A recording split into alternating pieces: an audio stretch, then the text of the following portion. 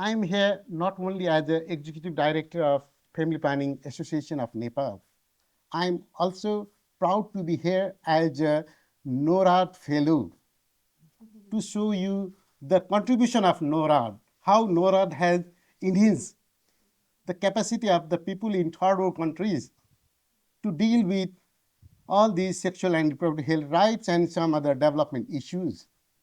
This is the first country which I visited outside the country. This is the first country where I learned about the gender. When I came here, I was not much aware about gender. But this is a country where I learned about the social change and gender, importance of the gender. But today we are here gathering at a time when the world is marking at the LGBTIQ Pride Month.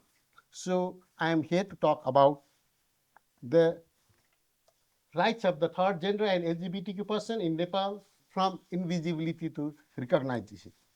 I am here with my board member, Ms. Chandra Maya Srestha, who is also an advocate who has played a significant role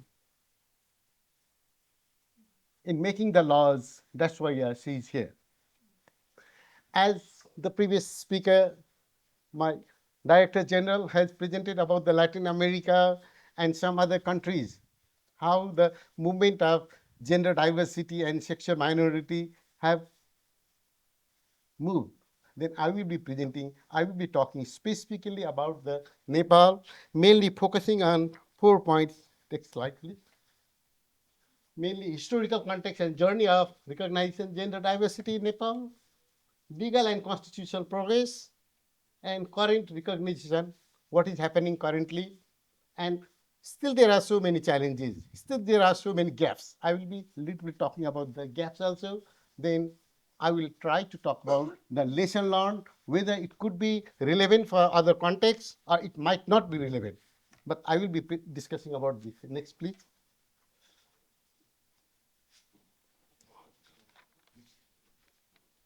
Now, actually, gender diversity is not a new for Nepal. It has long been existed in Nepal in different forms, culturally, socially, but it was often disrespected, disregarded, and it was not recognized by law. It was just used for the entertainment. And there was family rejection and lot of problems. Even there was gender diversity and sexual minority people. But following the political change in 1990s, from constitutional monarchy to multi-party democratic systems, then a lot of things have changed. People who have been disregarded, who have been marginalized for a long, long time, they have started united. Like those who have been not regarded, and those who have been neglected or marginalized, like a female sex worker, like some other racial group and some other marginalized group, they started united. And similarly, the people with the sexual minority or gender diversity, they have also united.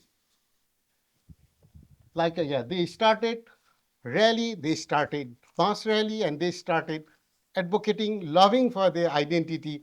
That was the great step. They started, and in 2001, then activism started growing. They started united from different parts of the country, and we started marking LGBTIQ Day. Now we have National LGBTIQ Day.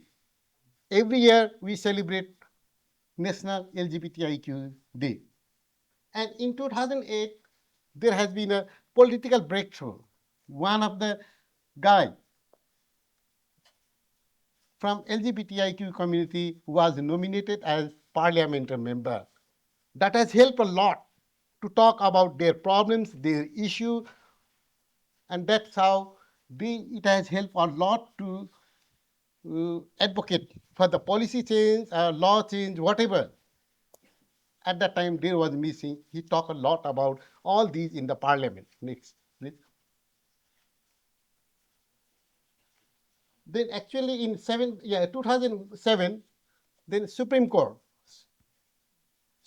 has decided recognized the third gender identity as a legal category. Then it has declared third gender is should be respected, regarded as another sex, like a zero. Oh, they declare that discrimination by sexual and gender identity violates the fundamental rights. That's why no one can discriminate on the basis of gender identity. Then government has ensured the equality and legal protection. But government started to protect the gender minority, but constitution was old at that time. At that time, we were at the verge of rewriting or amending the constitution. Then they started exploring the status of what to do for the same-sex marriage. They started discussion on this too. Next, please. Then in 2015, we had a new constitution. In that constitution played a vital role. In the constitution clearly mentioned that everyone has a fundamental rights to exercise their sexual and reproductive health rights and all human rights irrespective of gender identity. And that has protected the rights of gender minority and sexual minority. And it has clearly mentioned that citizenship and identity to provide the citizenship and identity as other category based on self-identification. It was clearly articulated in Article 12. Then after this, it has become the first country to include third generation in the passport, license, and even in the census. We collected the data about the third gender in census from 2011. Next, please. Now, as I already said, we started talking about the marriage equality also. Then the Supreme Court also decided, also provided acceptance of the marriage equality. Next, please. Then another milestone is, now recently we had the Gen Z movement. And Gen Z movement has changed all the older parties, and now we have new young parties and young minister, young parliamentary members. And that group has nominated one of the transgender female as parliament member. And this is, I think, this is also the first time in the South Asia. Not only the nomination of the transgender woman as parliament, the government has also established the separate ministry for the sexual and gender minority. Now that has been incorporated in Women Child Welfare Ministry. Now we have sexual minority and gender minority ministry. Next, please. Now, with all these legal changes and constitutional amendment, now the main thing is how to provide the sexual and reproductive health services, how to protect their sexual and reproductive health. Because, you know, LGBTQI, they might have different types of sexual and reproductive health needs that might be different from the needs of the male, needs of the female. They will have different types of sexual and reproductive health needs. Then we as a member of IPPF, we as a pioneer of SRS service in Nepal, we started lobbying for sexual and reproductive health rights of LGBTIQ. We started, now we need to have a separate guideline, we need to have a separate orientation guideline for SRS, and we need to have a LGBTIQ friendly SRS clinic. And we are the first to lobby this, and we have been able to establish first LGBTIQ friendly service in Nepal in collaboration with Blue Diamond Society. Now, as I have mentioned here, FPAN's role as a policy advocacy from the very beginning, and we are also the first to file the marriage equality petition in Parliament.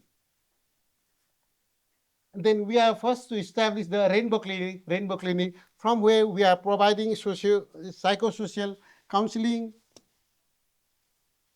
LGBTIQ friendly SRS services, dermatology services, and mental support, and so many things, hormonal therapy also. But the problem is, some opposition party, they came to oppose that, no, you can't start hormonal therapy. That's why we had to halt, we had to stop hormonal therapy services, because they oppose in the parliament. We are proud that at least they pronounce or they mention our name in the parliament. They said FPAN is providing hormonal therapy services, that should be stopped. Then we started advocating and lobbying with them. Why should we stop? They said, unless and until you have a service guideline, clear-cut service guideline, you can't start. Then we agreed, yeah, it's true. Without the proper guideline, how can we start? That's why now we are in the committee to develop the service guideline for the hormonal therapy. Now, as I talk about, especially in Nepal, we started, because there are two different parts. Recognition of LGBTIQ and sexual minority, it's a very structural. It's a social, it's a cultural, it's a political also. And politically, we have got law, legislation, and we have got a very positive change.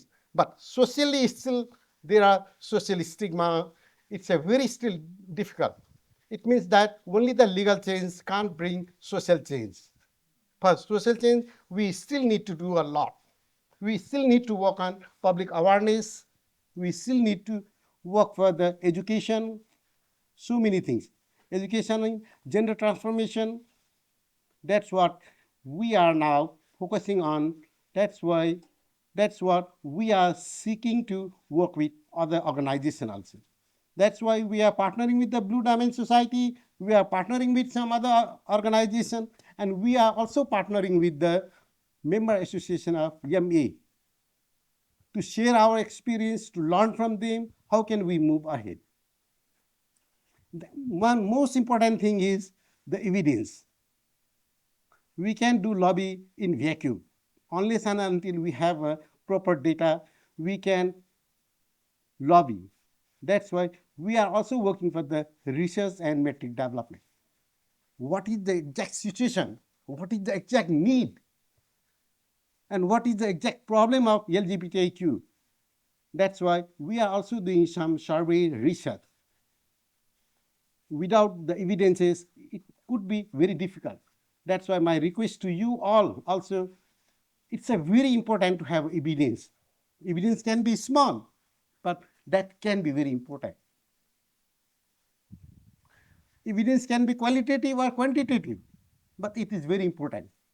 With the evidences, we can lobby together, we can work together, because we are not Nepalese, we are not Bengalis, we are not Pakistani and Latin American. We are people of this world. We need to work together. We need to ensure rights of each and everyone across the world. Next, please. Now, from especially, as I already mentioned, that law is powerful for the social change, but law itself is not enough. Then implementation is also very real challenges. Now, especially in urban areas, we have got a very good implementation and people are much aware of this, but still, still there are so many parts where this message have not yet been reached. We need to make them aware. And another is, even the law change, everything change, social acceptance is also important. Unless and until your parents don't accept you, it doesn't make a big difference. That's why the social acceptance, family acceptance, and the exclusion, ensuring that everyone has equal rights in the job, equal rights in the education, equal rights in everything without any discrimination. This is very important. Unless and until you get acceptance in for the job and some other things, all these changes won't work. That's why social acceptance is also important. Next one, please. Okay, finally, Nepal's experience reminds us of a simple but powerful truth. Recognition opens the door, inclusion ensures that everyone can walk through it. Thank you.